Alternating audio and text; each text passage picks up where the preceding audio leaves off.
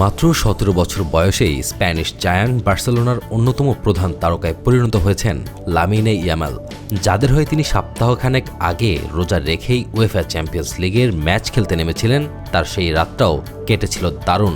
বেনফিকার বিপক্ষে ইয়ামেন করেছিলেন একটি গোল, আরও একটি অ্যাসিস্ট। ম্যাচের মাঝেই স্বল্প সময়ের বিরতিতে সেরেছিলেন ইফতার।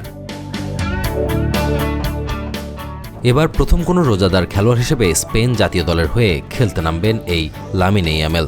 ইতালির দলবদল বিষয়ক প্রখ্যাত সাংবাদিক ফ্যাবিজিও রোমানো লিখেছেন, লামিনে ইয়ামাল স্পেন জাতীয় দলের ইতিহাসে প্রথম কোনো ফুটবলার হিসেবে রামাদানে রোজা রেখে খেলবেন। মুসলিম ঐতিহ্য ও পরিবারের প্রতি সম্মান রেখেই এই সিদ্ধান্ত নিয়েছেন লামিনে।